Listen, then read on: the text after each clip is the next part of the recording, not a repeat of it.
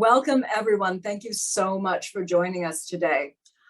Today's webinar is about scholarships for adults with cystic fibrosis.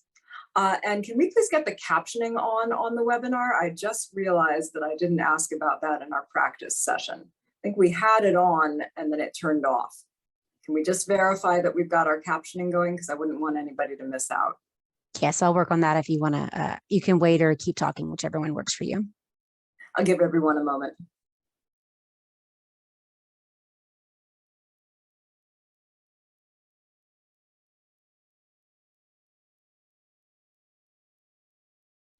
Oh, it may be a problem on my end. Let me look at this.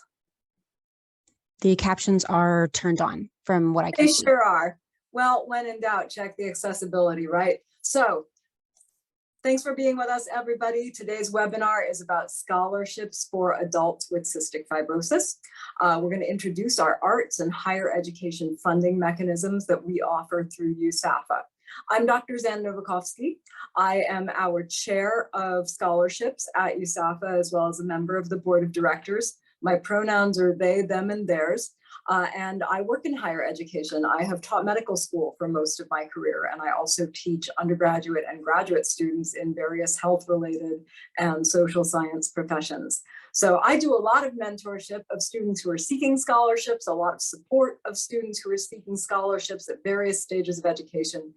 So getting the opportunity to contribute more to scholarships and really support students with CF in getting scholarships has been just a tremendous thing for me to be able to do for our community.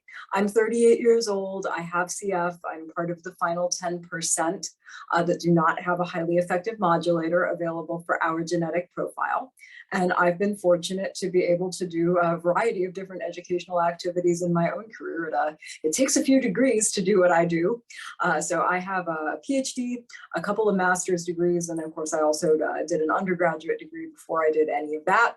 And I was raised in my parents' neuroscience lab back at Rutgers when I was growing up. So I got a lot of exposure to kind of how higher ed works, the kinds of barriers that students with different chronic conditions can face, and also ways that faculty can really show up for students with different types of health challenges and really work to make education accommodating of different lived experiences. And that's really what we're trying to do with these scholarship mechanisms with USAFA, is to make it possible for students to live well with CF while pursuing your dreams and your goals and your education and career.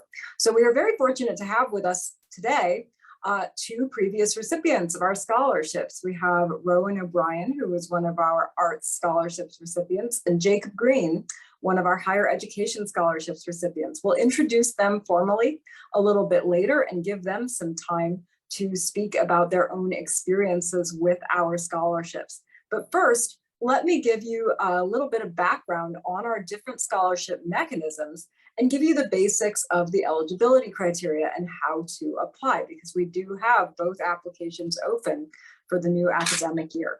So you met me. That's a little overview of our activities for today. So item one, we've already done. We're going to go into some details about the funding portfolios that we have available through USAFA. I'll give you some tips on crafting strong applications if you would like to apply for one of these scholarships. You'll meet our prior scholarship recipients, learn how our scholarships have impacted each of their journeys, and finally, get some answers to any questions that you would like to ask our student speakers or ask me. Of course, we are recording this webinar, so it will be available post hoc for anybody who wasn't able to join us live or just wants to watch it again. We've also included our contact information in the slides, and we are tagged in the social media post for this webinar. So if you have questions and you either do not want to ask live using that Q&A tool, or you didn't get a chance to join us live, please feel free to reach out. We would definitely love to help you get oriented to the scholarships and support you in applying.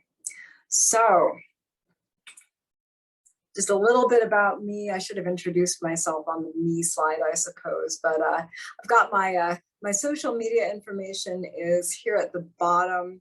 My email address, which is xnowakowski@usacfa.org, is right there in the middle. My pronouns are they, them, and theirs. You pronounce my name Xan Nowakowski, like a supernova coughing and skiing. And then I've got a picture of myself over here on the left. So for our screen reader users, I am very skinny, light-skinned. I have big green eyes with black eyeliner. I tend to wear a lot of black clothing. I have a short, textured, strawberry blonde hair and kind of a stacked bob style. And I'm sitting in my home office, which is also where I'm sitting in the live presentation, which is this sort of Art Deco themed room in my house that has a bunch of little sunburst decorations. So that's a little about me.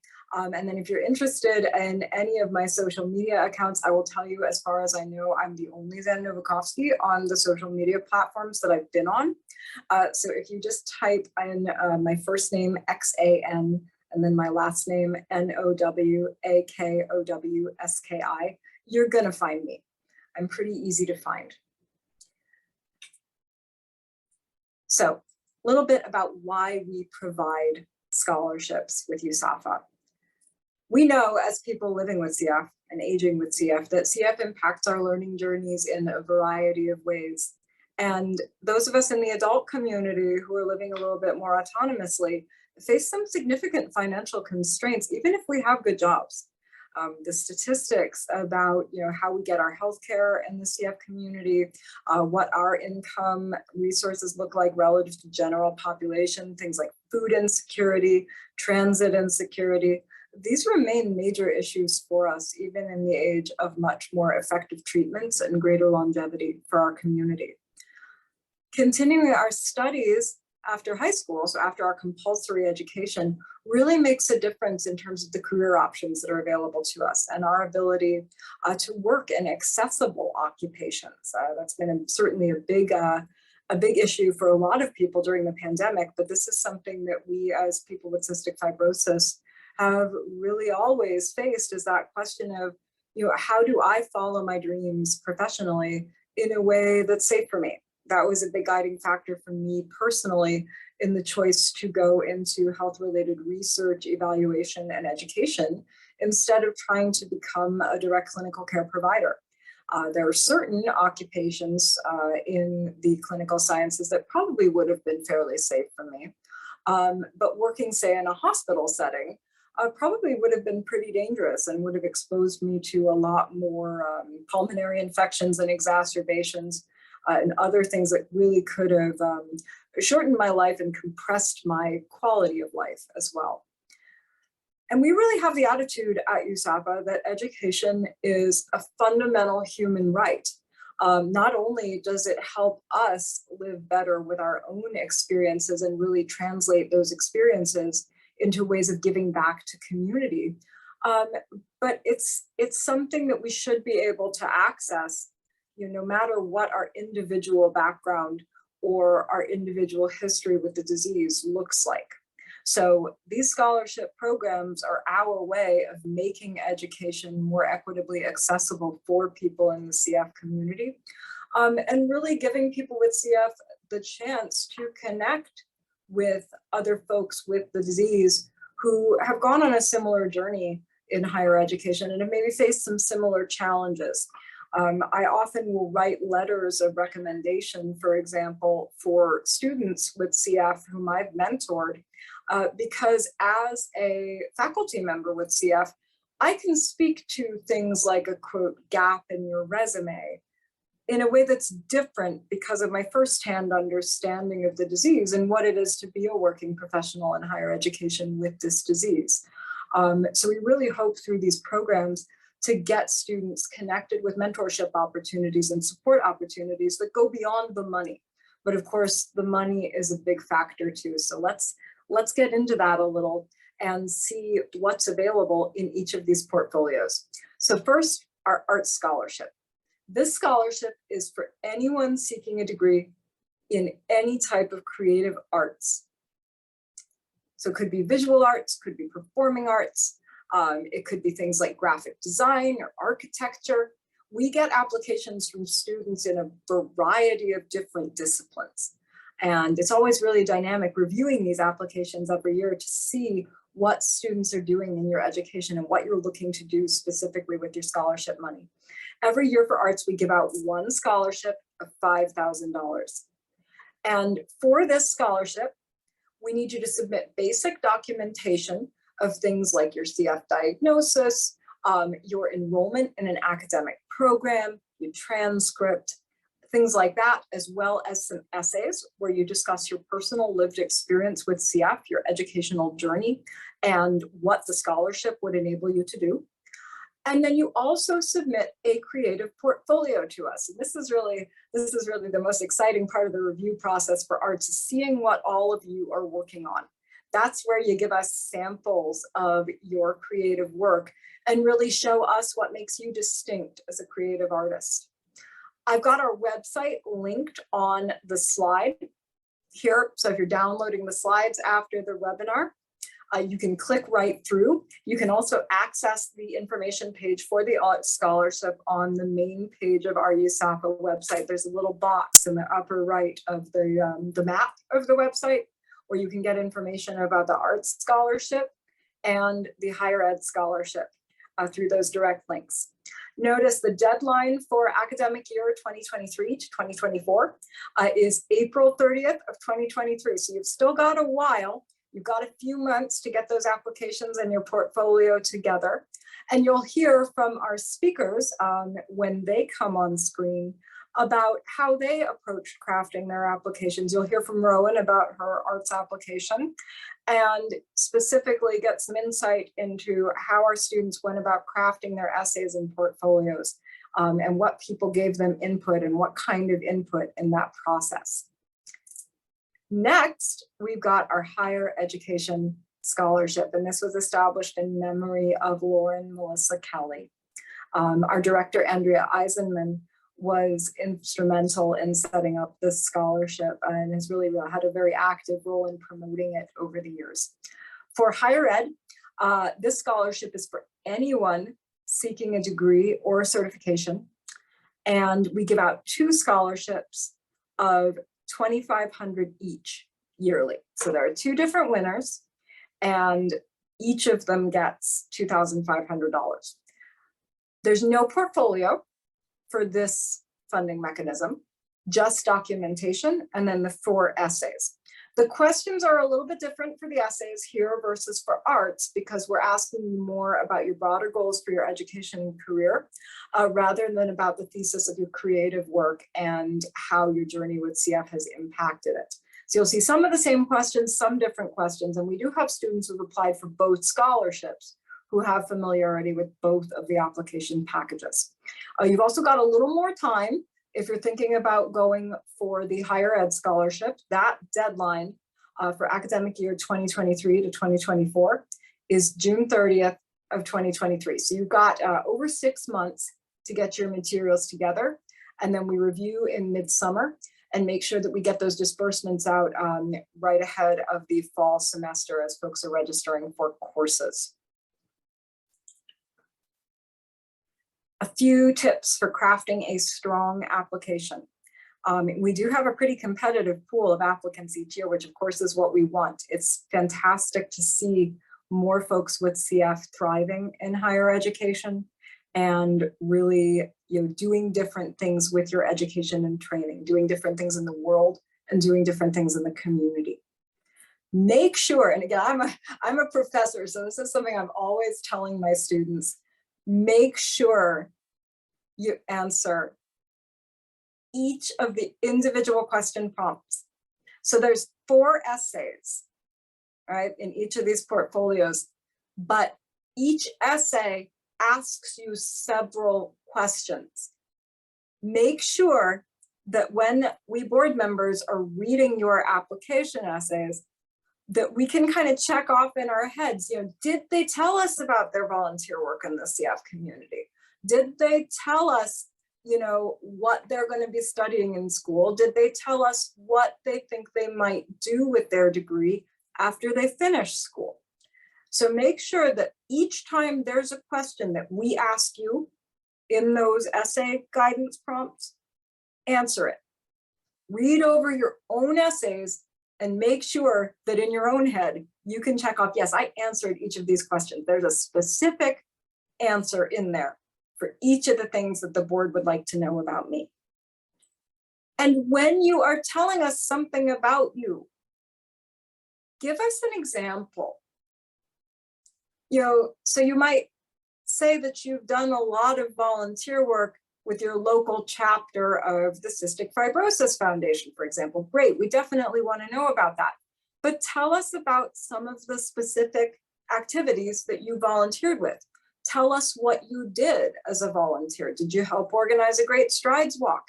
Were you an ambassador doing public speaking about CF and helping others get educated about the disease? Were you a peer mentor for people with CF? So did you do the Peer Connect program? Things like that. We want to know specifics about how you're changing the world. And that helps us envision what you're going to do with the money that we give you. And this is your chance to brag about yourself. So be very liberal in telling us about you and about what makes you special as a student and as a member of the community. We definitely want to know. And it's always really uplifting to read those stories about the times when you've been able to make an impact. So definitely show us what makes you unique as an adult with CF and as a student and as a professional. Make sure that your sample materials are accessible. So that's kind of a vague thing to put on the slide, but we've got our upcoming CF Roundtable issue focused on accessibility, which should give you some really good ideas about what do we mean by that.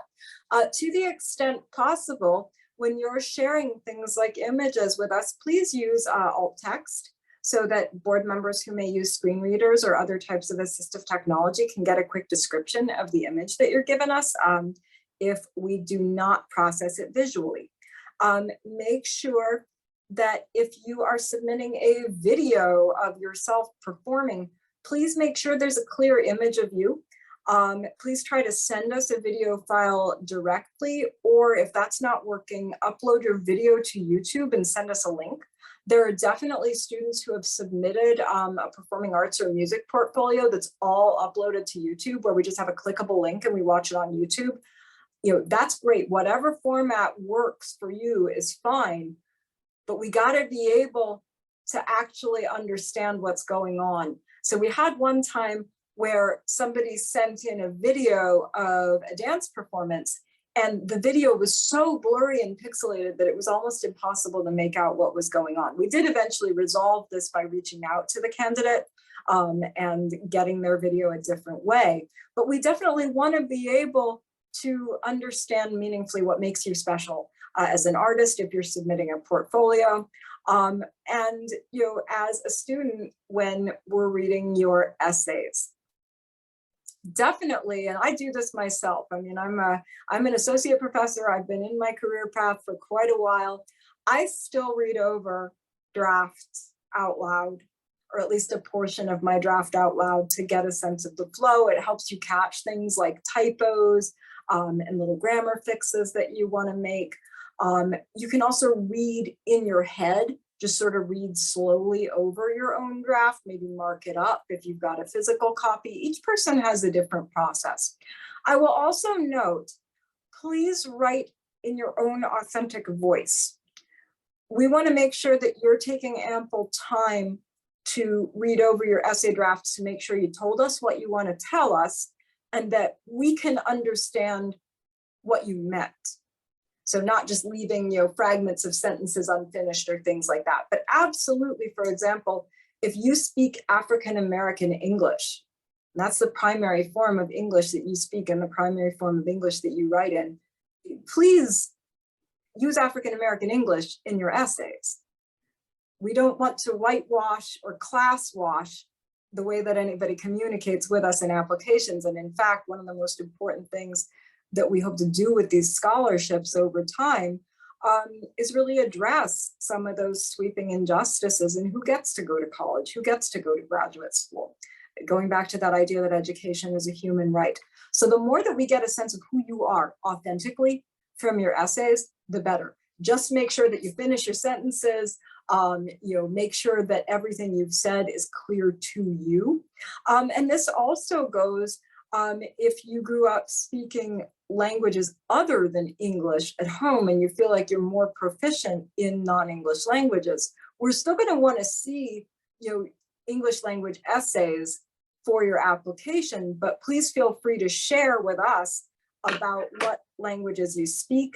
If you want to include some text in other languages in your essays so that we can see it in both your native language and in English, totally fine, very encouraged. I also find that it's usually much easier when I'm reviewing an essay from somebody who learned English a little bit later in life, if I know what languages they spoke earlier in life before they learned English, it's much easier to interpret meaning in cases where somebody is using a word differently than I would use it idiomatically as an English speaker who grew up in the US, right?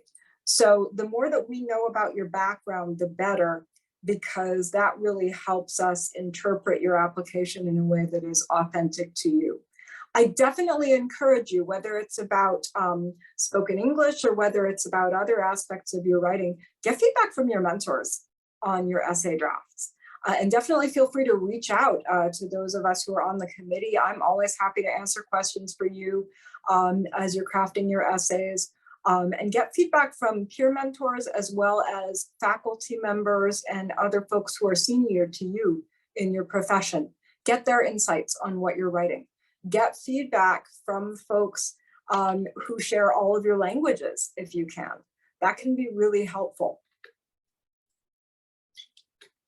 But definitely be you, start drafting your essays early and reach out for feedback in the ways that are available to you, including emailing me. I will answer your emails. And if you email me and you don't get an answer, it means that I didn't get your email. If you email me, you're going to get an answer within a couple of days. So definitely feel free to email me again if you email me with a question and it's like nothing's happening.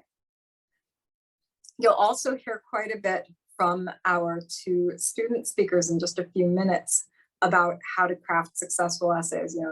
These are the folks who've actually gotten these scholarships, so nobody knows better than they do what to expect and how to succeed.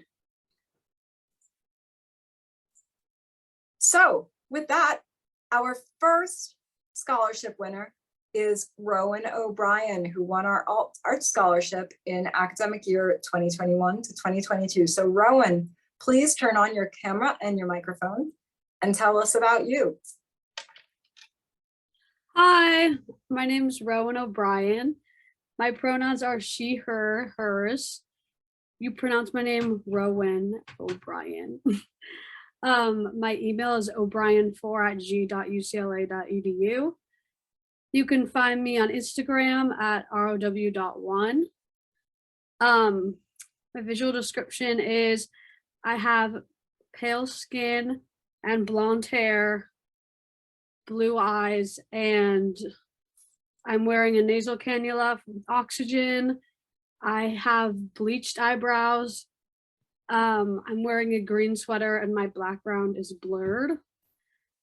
So I applied for the art scholarship in 2021 and for my essay, I mainly wrote about what I was doing at UCLA. I'm a UCLA art student, and at UCLA, I really focus on photography and sculpture, but although you have to take all the arts at UCLA, those are the ones I've dived into the most.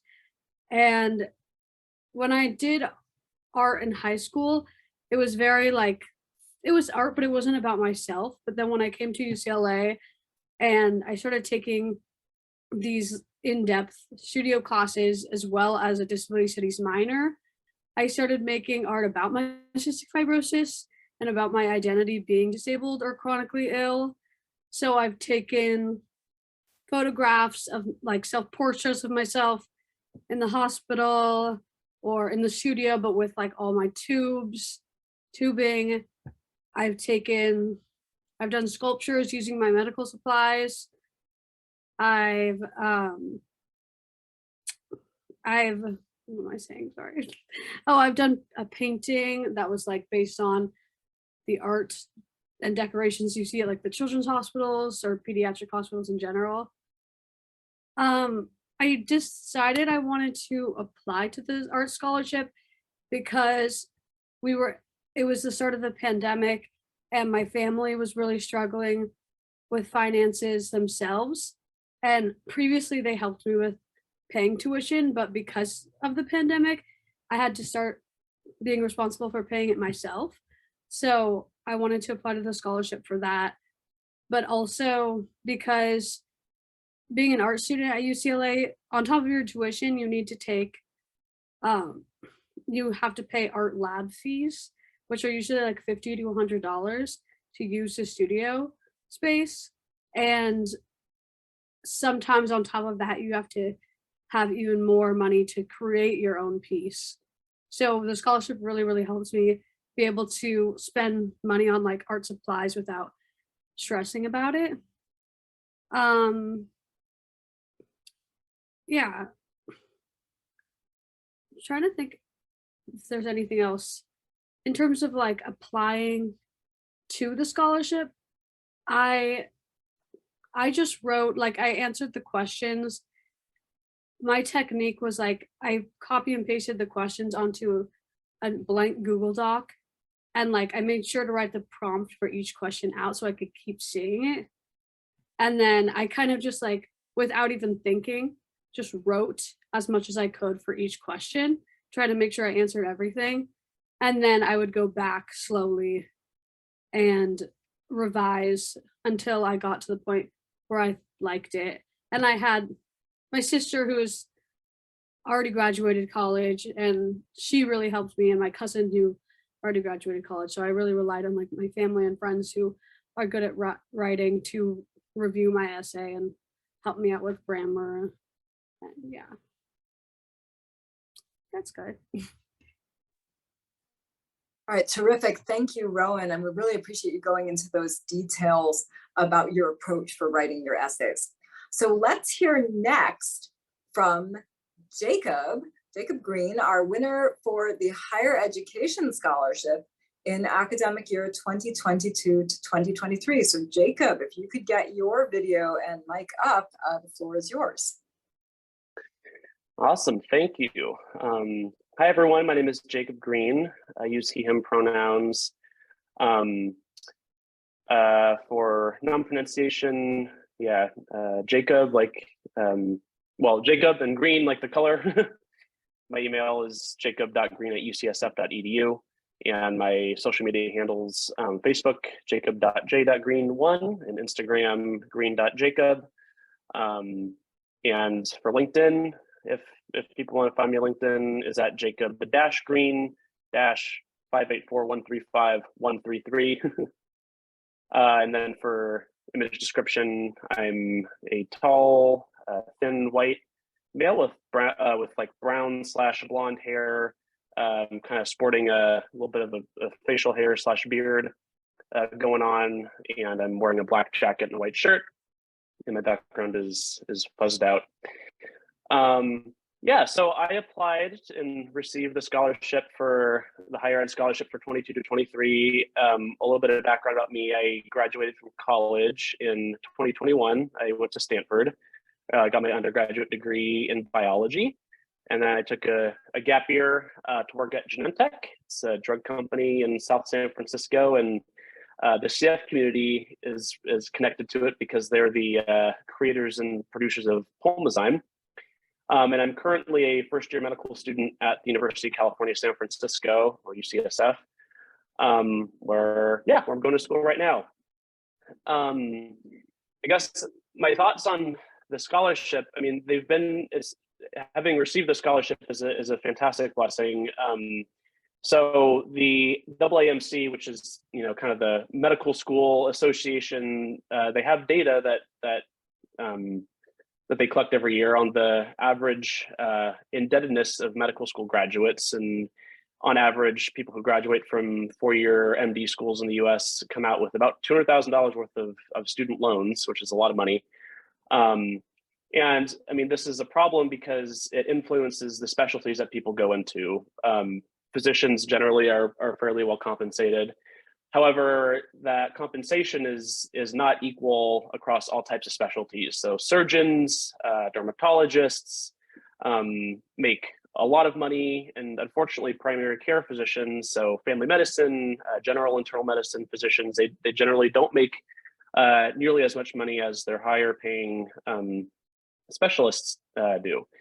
And so when you have a lot of debt after graduating from medical school, it can influence the specialties that you want to go into, which can be problematic because, you know, there might be a specialty that a person is better aligned to pursuing that they compromise to go into a specialty that is able to pay off their debt at a faster rate. And so for me, who comes from a pretty middle-class background, I'm super grateful to have gotten the scholarship so that I can pursue a specialty, you know, more on the basis of how do I think I can use my experiences as a person with CF to care for other patients and be less focused on the, well, you know, what's my debt burden going to be after I graduate, and kind of letting that be the driver of what type of physician I ultimately choose to be. And so I guess for, you know, some of my tips for applying for scholarships, I applied to several scholarships. And so using an Excel sheet or just kind of any, you know, spreadsheet to keep track of deadlines and essay questions and kind of requirements. I mean, some scholarships require rec letters, others require CVs. You know, most of them require CVs and essays of some sort. But you know, some scholarships have, you know, portfolios of work that you're submitting, et cetera. So, you know, having an Excel sheet to kind of keep track of all of those requirements I found to be very helpful as it pertains to essays, because, you know, that's kind of the bread and butter of scholarship applications or essays. I mean, there's definitely some common themes between scholarship essays, you know, describing leadership positions, describing your future goals, you know, having essays that you can recycle and use for multiple scholarships will help save you some time. And then I also agree that having people revise and edit and take a look at your work is very beneficial. For me, you know, I was applying to all of these scholarships off the back of having just applied to medical school, which was a very hairy and messy, well, not messy, but it was a very complicated and long process. And so I didn't actually have as many people review my scholarship essays as I probably should have, because they were helping me with my medical school application scholarships, or at least I just finished. So I guess to supplement that, I found that reading essays, you know, after you create a draft, reading essays out loud to yourself, I found to be very, very helpful, because it gets a better sense of the flow of an essay. And then also, you know, when you are reading an essay that you wrote in your head, your brain will kind of skip over, you know, spelling mistakes or grammar miscues, etc. And so saying things out loud kind of forces your eyes and ears to be attuned to, you know, what it is that you actually have on paper. So if you're kind of in a situation where it might not be, you know, as easily to have other people help you revise, you might be able to, you know, catch some mistakes and go through the revision process on your own. So that's just a few tips that I have, but happy to answer any other questions. And anyone is welcome to reach out to me on email or social media. I'm a big proponent and advocate of, you know, patients with CF and really patients more broadly entering healthcare professions, because, you know, I think there's too few patients in the provider role, and really patients have, you know, a fantastic perspective to give and a voice to give when, you know, decisions are being made in the healthcare system. So I guess that's my soapbox. Awesome. So I see that we have a question that has come up in the Q&A tab. We have somebody who has asked us about, if you don't have access to Microsoft Office applications, what are some other options that are readily available as far as documents or other tools used for submitting applications? So I know Rowan mentioned Google Docs. which is an excellent program and platform that's available for free. I use Google Documents a lot myself for collaboration. Jacob, do you have any suggestions about non-Microsoft applications for doing your essays? I do, yeah. I think Google Docs is a fantastic option, and I mean, frankly, I think that's where I primarily draft things, anyways, because it's stored on the cloud, and so I'm less concerned about, you know, if my computer crashes or something. Oh, did I back up the latest version of my draft, or the latest, you know, draft of my essay? And so I'm a big advocate of Google Docs. I'm trying to think if there's really. I mean, I think Microsoft Word, I mean, there's like the Apple Notes, I think it is, or I mean, kind of like the Apple counterpart to Microsoft Office Word. I think those are kind of the only three platforms I'm aware of, but I do definitely, you know, vote for the Google Docs because it's free and it's uploaded on the cloud. You don't have to worry about losing your data. Definitely. The other one that I'm aware of is there is an Office suite called Open Office that you can download online, and it is free, and it is Microsoft Office-like, and it is compatible with Microsoft Office. So it can open Microsoft Office documents, and Microsoft Office can open documents from this suite.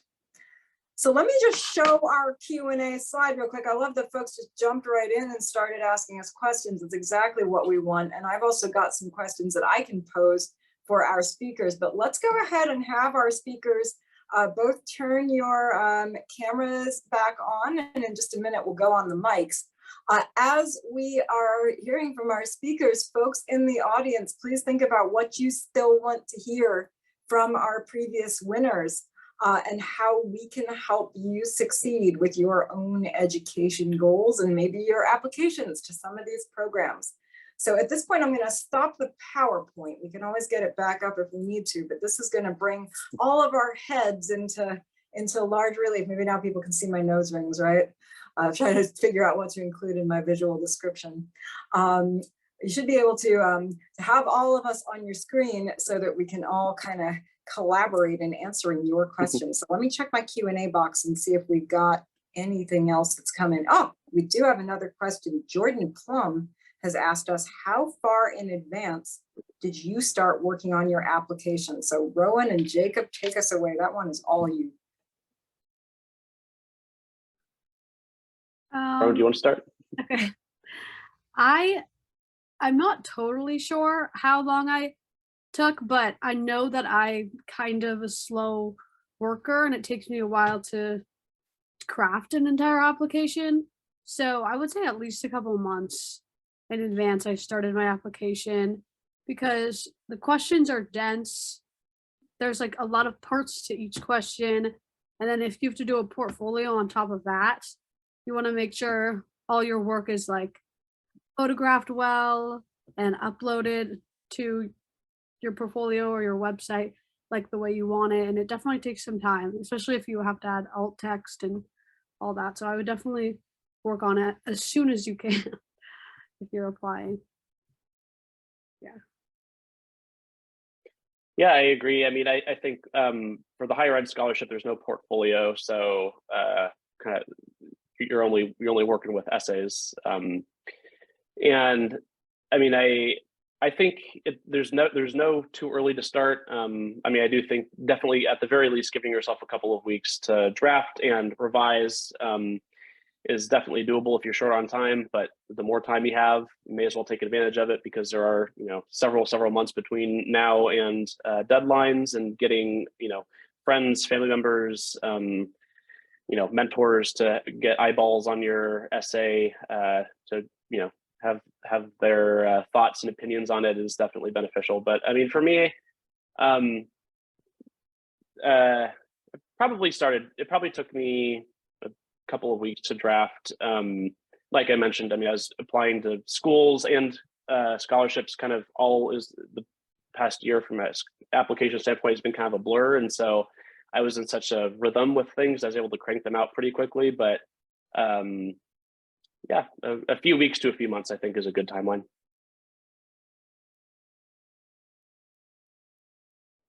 Terrific. We have had a couple more questions come in as well. This is great. We love that y'all are just jumping right in. So we've got, how did you address having a disability with your university and professors? Oh, wait, actually, you know what? We had one more come in before that one. I want to make sure we go in order.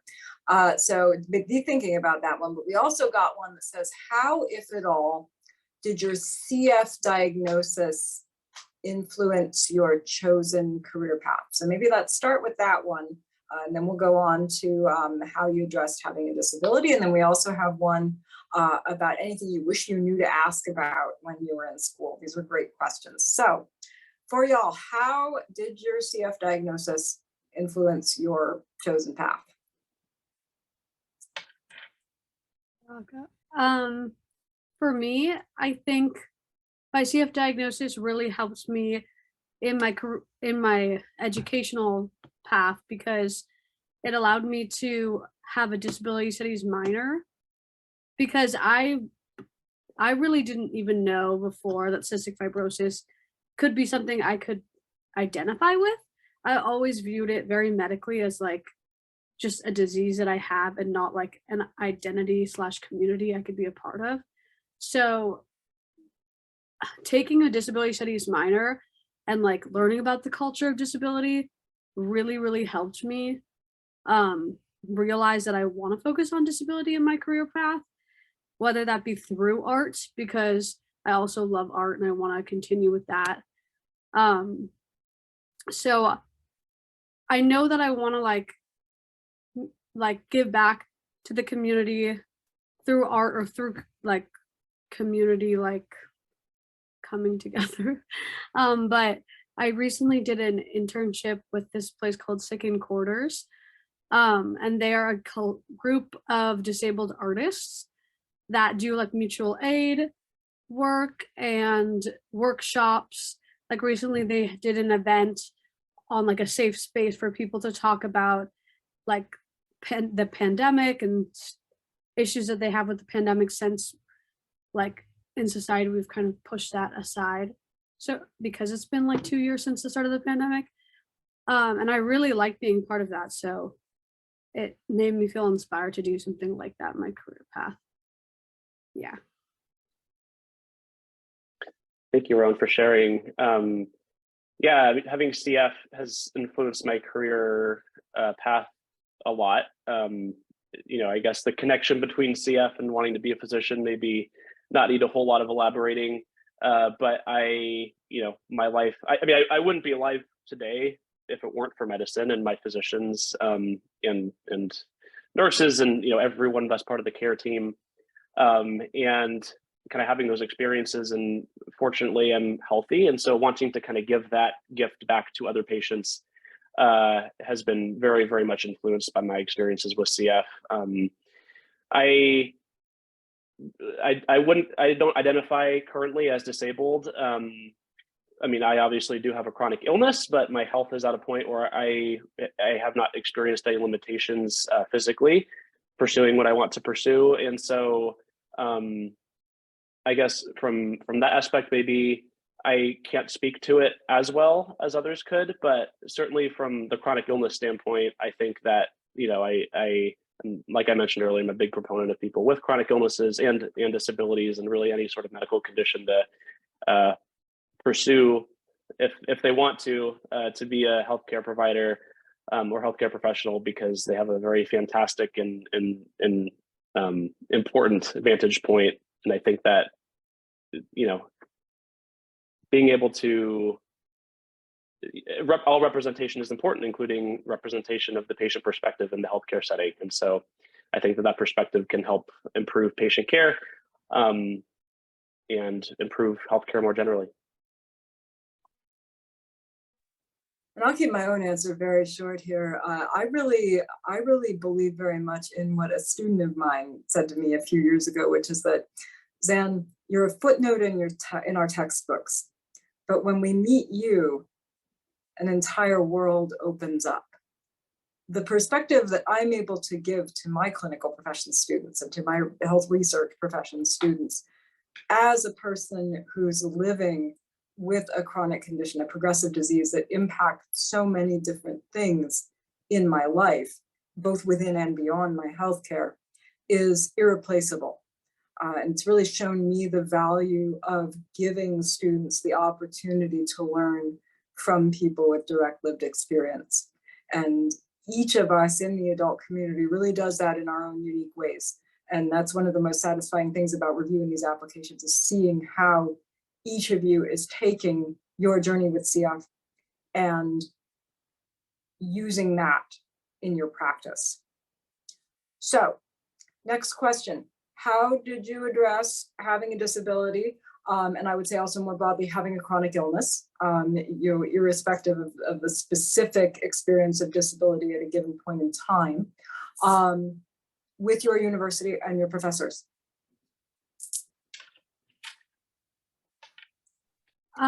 For me, is at UCLA, there's a Center of Accessible Education, and I'm pretty sure at most universities, there's always going to be like a specific center for students with disabilities. So before I even got to be a student at UCLA, I made sure to sign up with them and have meetings about the accommodations that I need and the accommodations that I had in high school. I think a lot of it is kind of a learning process for yourself, because at the start of when I started UCLA, like I just had the accommodations that I had in high school, but as I took classes and realized there are other things that I needed to be accommodated for, I would have more meetings with the Center of Accessible Education to have those accommodations met. So I know there are a lot of people that have disabilities or chronic illnesses that don't think they need to register for like disability services, but I think it's always a really good idea, because they're there to help you. And if anything, that they will help you when you need an extension, or if you need, I don't know, like if you need a separate testing room, instead of going directly to your professor, which is still a good thing to do, but some professors aren't willing to listen to that. They don't really understand. So if you have your Center of Accessible Education contacting your professors directly, they'll usually take it more seriously. That would be my advice about that. But another thing is, sometimes with the Center of Accessible Education, like there have been a lot of students at UCLA specifically that have had troubles with our Center of Accessible Education not being as accommodating as it should be, because it's underfunded. There's not enough staff members. So if you need to go directly to your professor about an accommodation because the CIE won't support you about that, like you should.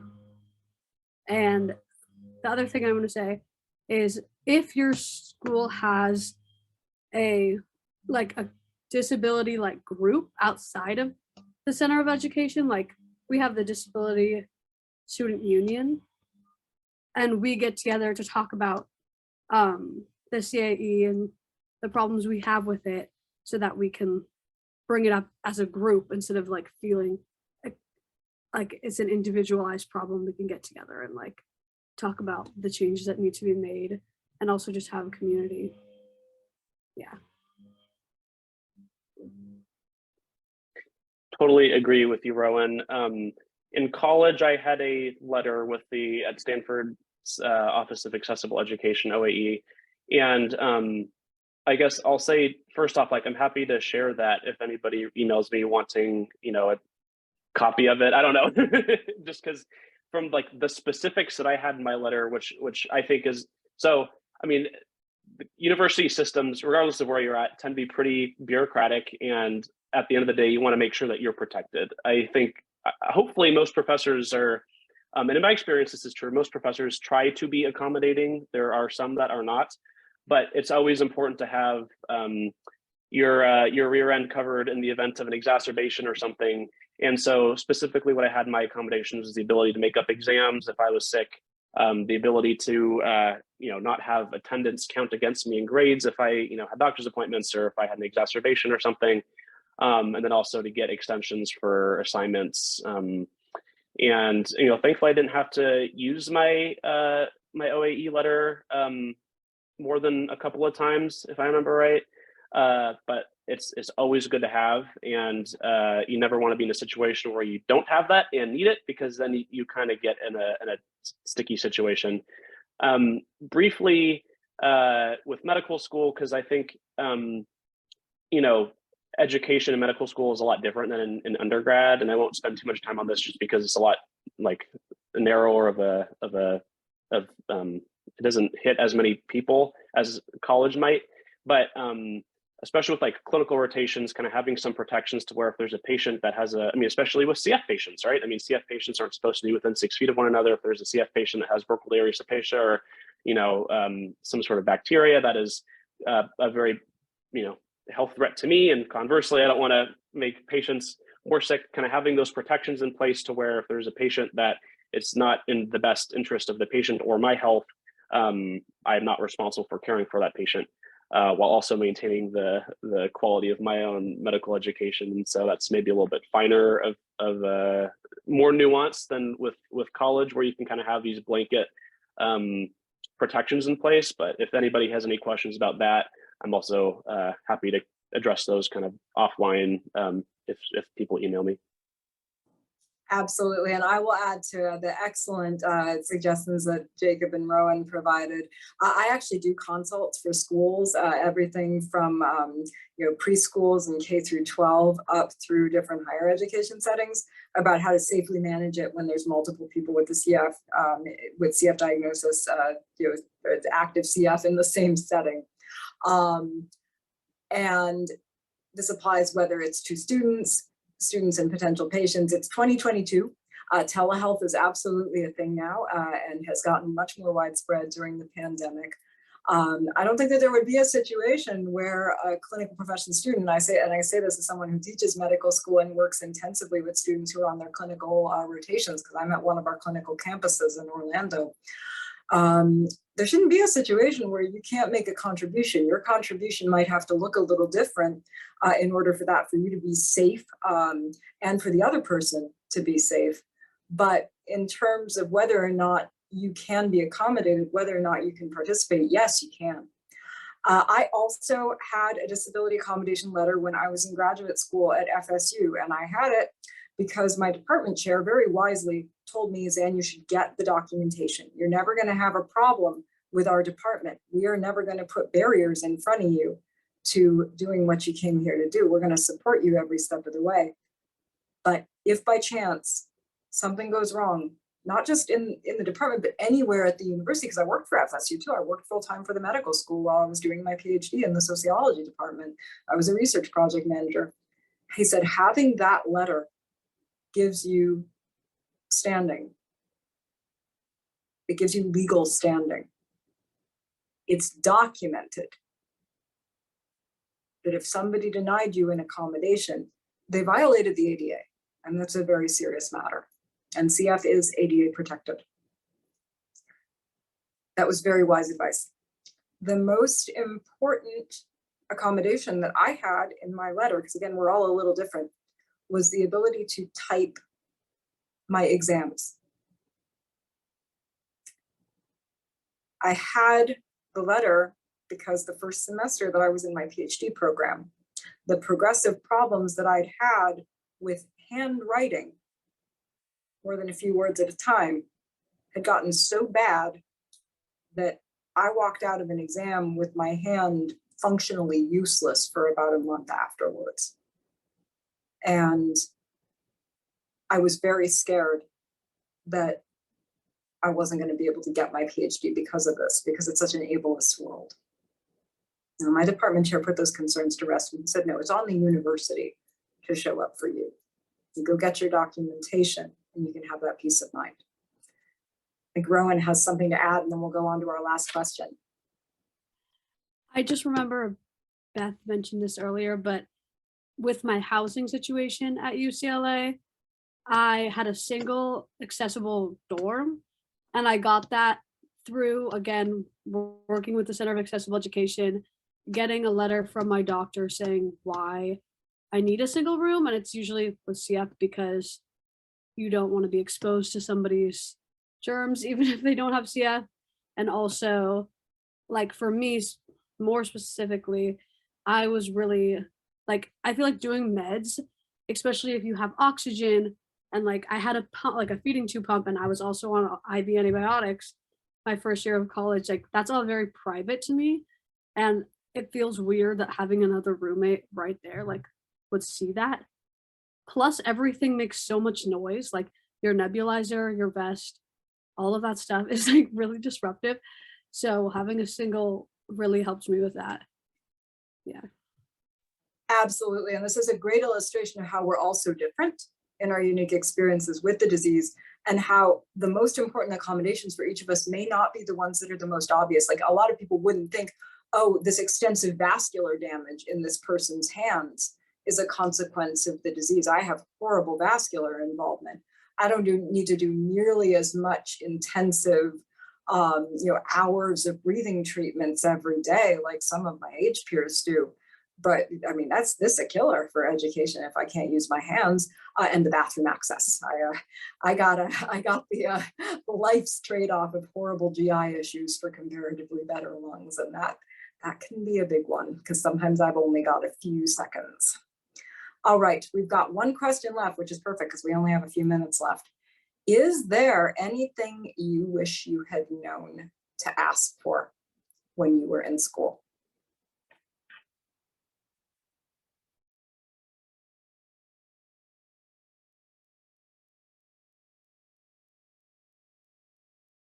Honestly, no, I don't think there's anything that I really regret not having. I do agree with the housing. I mean, everyone has different needs, and so there's no one size fits all approach.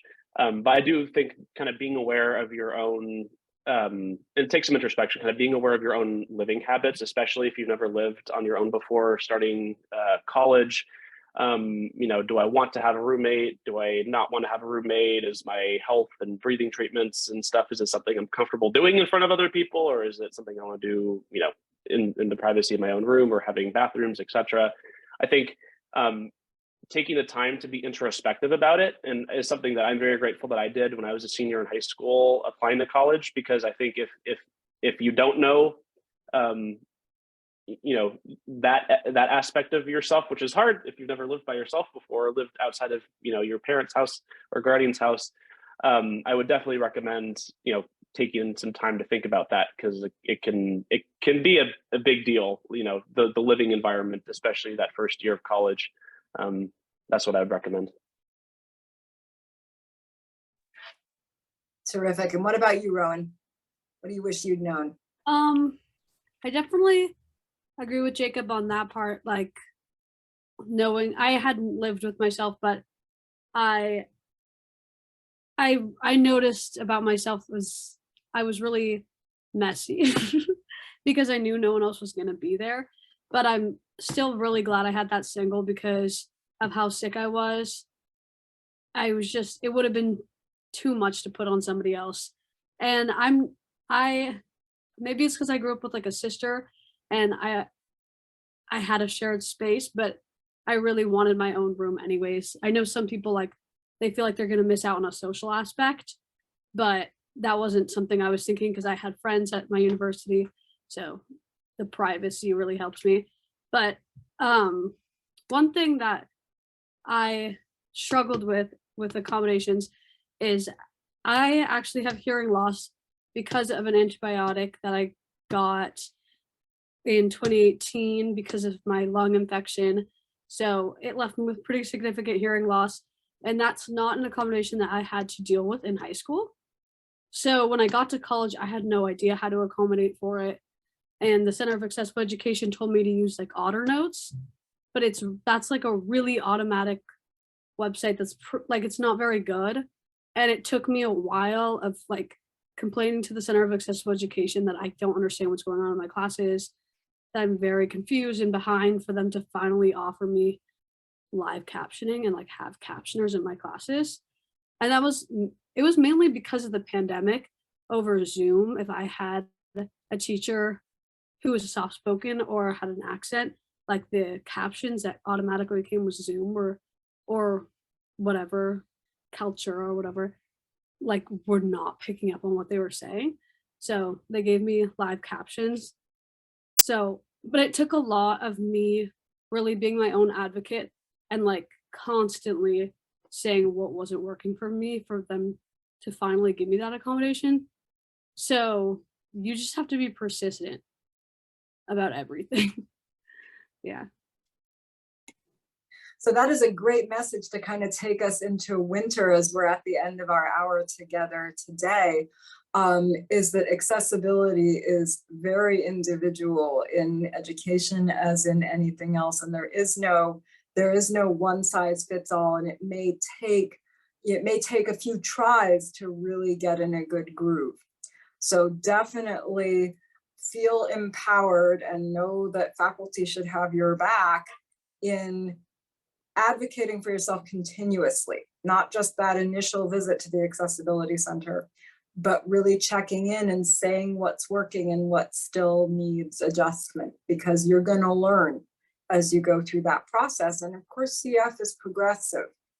You know, those of us who maybe didn't have hearing loss from an antibiotic when we were younger, but are dealing with that now, or those of us who didn't have diabetes at a younger age, but are now dealing with CF diabetes and some of the ocular complications of that, the vascular complications of it. You know, CF changes your body as you get older. There's nothing has changed about that, even though there are a lot of exciting new treatments out there. So being prepared to build that culture in our education of checking back in. And that's so important. And Beth is putting in the chat that is indeed our next focus topic for Roundtable. So look out for that winter issue when it's coming out early next year. And this should really be a good way to get prepared for some of the questions you're going to need to ask in your own education. I also see Beth is putting something in the chat about there being 2 arts scholarships a year. So either I made a mistake, or we need to update information on our website. So we will look into that and make sure that we've got the right information out there about how many arts scholarships we're able to give out each year. We have gone through a few improvements with our scholarship programs recently, and we're still getting the website updated to make sure all the information is right. So if I pulled the wrong information or pulled outdated information, mea culpa, but I know we give out at least one of these each year. So with that, I want to thank everybody for being with us today. You asked great questions, and I just so appreciate our speakers taking the time to be with us today. You gave really insightful, thoughtful answers about how you approach some of these challenges in your own education, and it was great learning about what the scholarships did for each of you. I want to give a very warm thank you as well to Beth and to her colleague Jordan for helping to host the webinar tonight, and for giving folks opportunities to come and learn for us live. And hosts and panelists, please stay on after we wrap up, just so we can do a little bit of debriefing. For the rest of you, please have a great rest of your day, and remember that the webinar recording will be up if you would like to watch it later or share it with family and friends. Take care, everyone.